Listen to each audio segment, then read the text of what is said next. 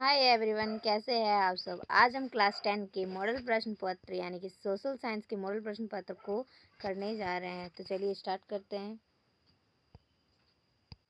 तो पहला क्वेश्चन हम देखते हैं। पहला क्वेश्चन है हमारा, थोड़ा सा जूम कर लेते हैं। निम्नलिखित में से कौन जैव संसाधन का उदाहरण है। निम्नलिखित में से कौन जैव संसाधन का मतलब यहाँ पे हो रहा है कि जिसमें जीवन व्याप्त होता है।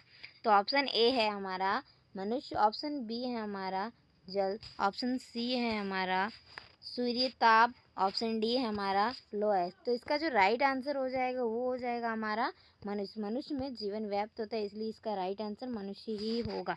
दूसरा क्वेश्चन में आते हैं। मानव जीवन की गुणवत्ता और विश्व शांति बनाए रखने के लिए संसाधनों का समाज में कैसा बंटवारा होना चाहिए।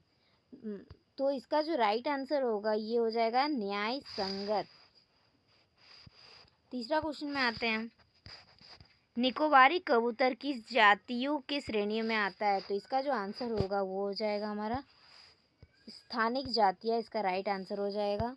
चौथा प्रश्न में आते हैं हम। निम्नलिखित में कौन सुमेलित नहीं है, इसमें मतलब कौन मैच नहीं खाता है।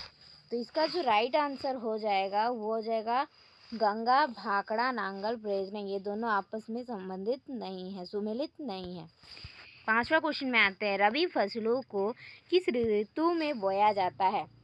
ऑप्शन ए में दिया है ग्रीष्म ऋतु, ऑप्शन बी में शीत ऋतु, ऑप्शन सी में वर्षा, या ऑप्शन डी में ऑल। तो इसका जो राइट आंसर होगा ये हो जाएगा हमारा शीत ऋतु, यानी कि ठंडे के समय में रबी फसल को बोया जाता है।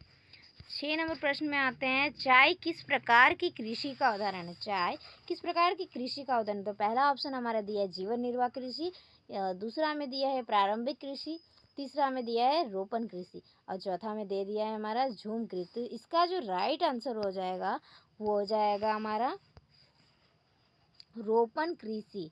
रोपण कृषि हो जाएगा हमारा राइट आंसर। 7वें नंबर प्रश्न में आते हैं। झारखंड के गोवा और नोआमुंडी में कौन सा खनिज पाया जाता है। कौन सा खनिज पाया जाता है। तो इसका जो आंसर होगा वो हो जाएगा हमारा लोएस्क पाया जाता है। चलिए आगे को प्रश्न को करते हैं। निम्नलिखित में किसका परिवहन पाइपलाइन द्वारा होता है। निम्नलिखित में किसका परिवहन पाइपलाइन द्वारा होता है।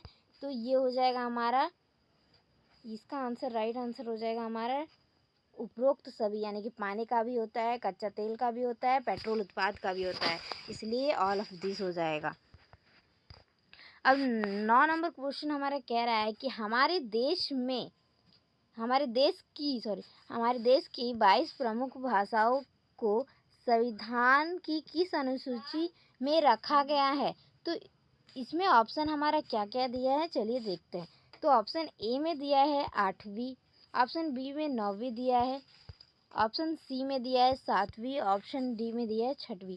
तो इसका जो राइट आंसर होने वाला है वो हो जाएगा हमारा 8वीं अनुसूची में 22 प्रमुख भाषाओं को रखा गया है।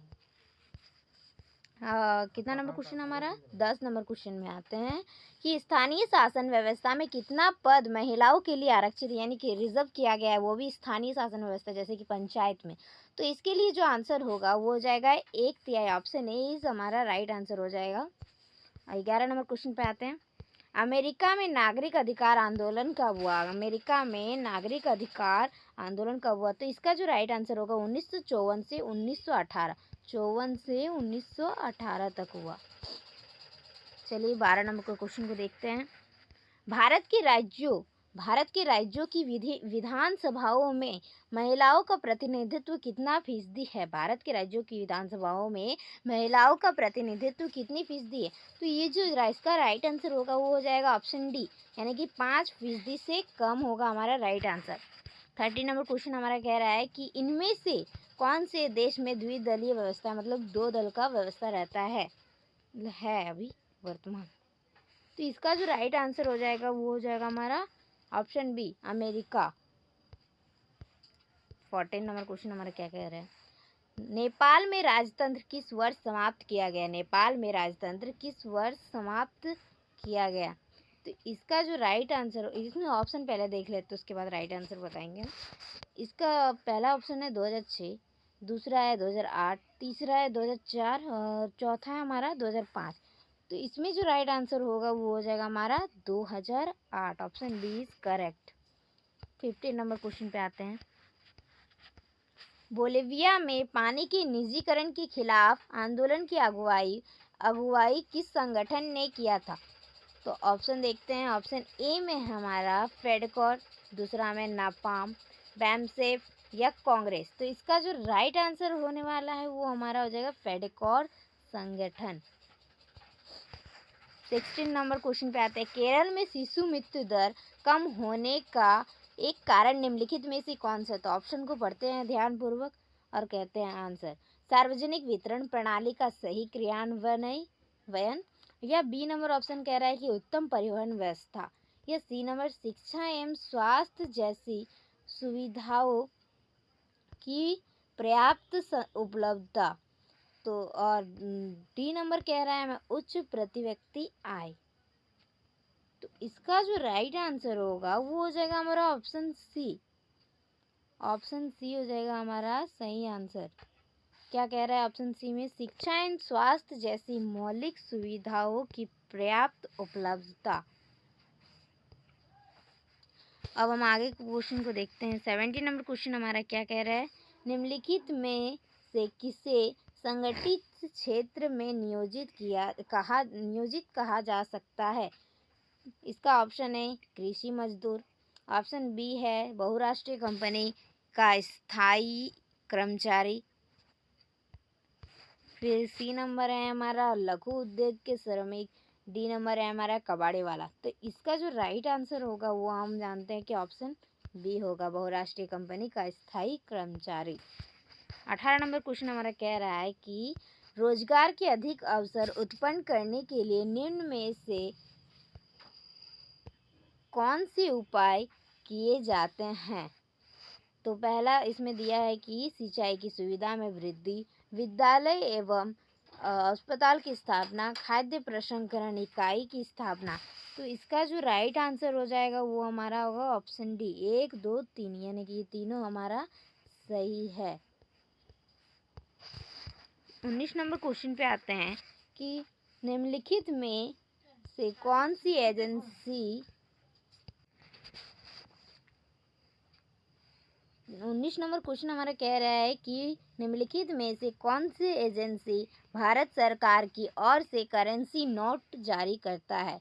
तो इसका ऑप्शन देखते हैं। ऑप्शन ए में भारत के वित्त मंत्री इन्हें जारी करते हैं, या ऑप्शन बी में भारतीय रिजर्व बैंक द्वारा जारी होता है, या ऑप्शन सी में कि देश की सभी बैंक करेंसी नोट जारी करते हैं, डी में विश्व बैंक करेंसी नोट जारी करता है। तो इसका जो राइट आंसर हमारा होगा वो हो जाएगा भारतीय रिजर्व बैंक द्वारा जारी होता है। 20 नंबर क्वेश्चन में देखते हैं क्या दिया है हमारा। इसमें तो बड़ा क्वेश्चन लग रहा है तो पढ़ते हैं फिर भी। राम और श्याम दो छोटे किसान हैं जिन्होंने अलग अलग स्रोतों से 20,000 रुपया कर्ज लिया है।